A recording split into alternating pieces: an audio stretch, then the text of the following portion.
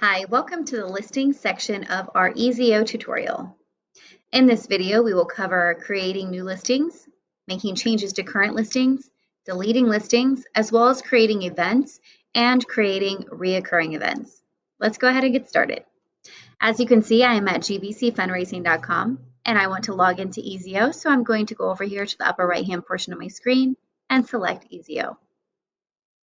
I am now going to enter my information to log in, and I have now been redirected to my account. So in my account, you can see on the left-hand side are all of the tabs, and we need the listings tab. So we're going to select listings, which is about halfway down on the left in the navigation panel, and it has now populated the listings here for us. So first thing I'm going to show you is how to delete a listing. Quickest thing, so we're going to get that out of the way first. So I have chosen the specific listing, which is an event, that I want deleted off my calendar. So I'm going to highlight here, I'm going to select the actual listing, and when it's populated on the right-hand side, I'm going to select delete. So you have cancel, delete, and save. I want to delete this from February 1st, and it is now gone.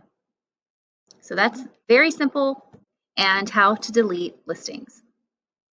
So next thing I'm going to show you is how to make a change to a listing.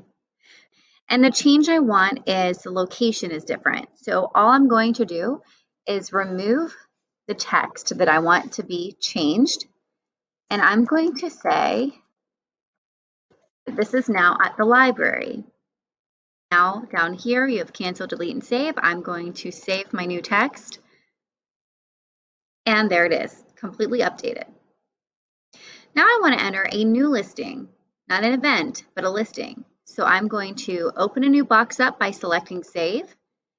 And then I'm going to come over here and choose February 2nd for my listing text. And it's on event, but I want a birthday. So I'm going to choose my listing type to be a birthday. It's very important that you pay attention to this every time you enter a new listing or event. Make sure the correct label is selected. So the birthday is going to be for Joe Smith. And I'm going to leave the household and salespeople alone because I'm not utilizing these sections. These are the two sections that we went over in previous videos that are just for your use only, nothing that GBC needs with your order. And we do recommend that you just keep track of that information on your own instead of using the site for that, just to make sure nothing is ever lost or unable to be retrieved. So now that I've entered Joe's name for the birthday text, I'm going to select Save. And you can see it popped up over here on the left-hand side on the correct day, February 2nd.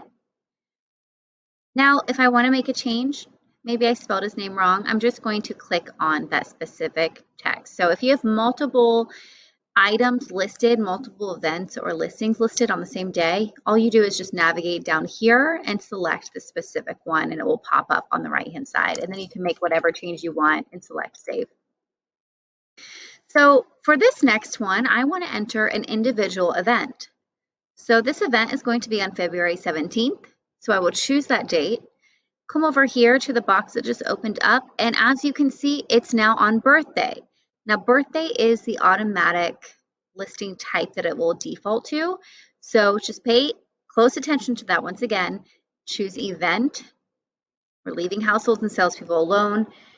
And I'm going to enter that there is a meeting at the library at 7 p.m.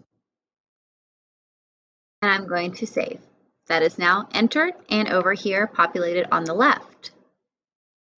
Okay, so now let's create a reoccurring event. So I am on the listing section and you can see it says create a new listing and right behind that is the create reoccurring event tab. So I will select that tab and I want my event to start on February 1st and I want it to run all the way to October 1st. And I want it to show on the first week of the month on Monday.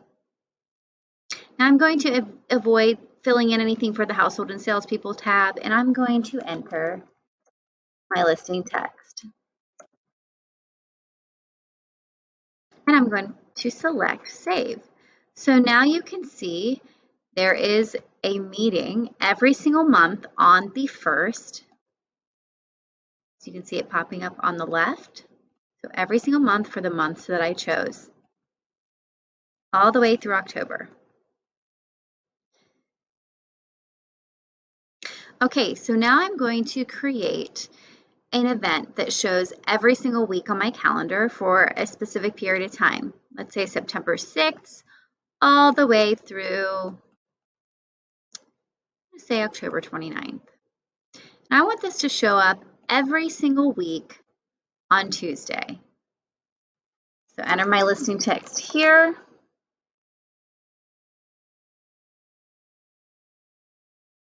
As you can see, here they all are. They populated in green.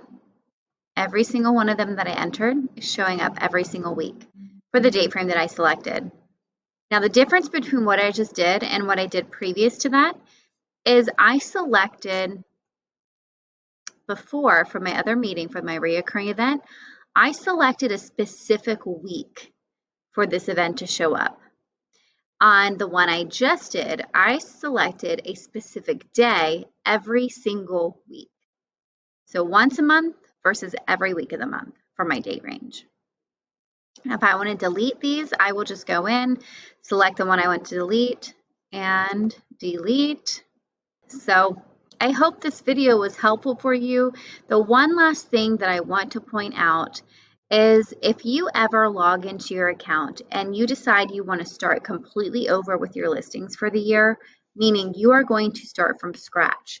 You don't want any listings left from the previous year. You have completely new listings or maybe a new system, and you just want to start fresh.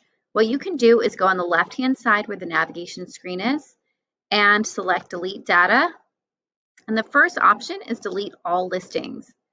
Now, if you want to delete just a couple listings, this is not the option that you should choose. Just go and individually do those. But it is also important to note that this will delete all events as well. So this deletes everything in your listing section. So I will choose delete. And when I go back to my listings, there is nothing here. So it's an easy way to get started over if you choose to do so. If you choose just to go in individually, delete and make changes that way, that is totally fine as well. Whatever works best for you and your group. I hope this video was helpful once again, and if you have questions at all, please contact your representative, and we look forward to seeing your finished product. Thanks so much.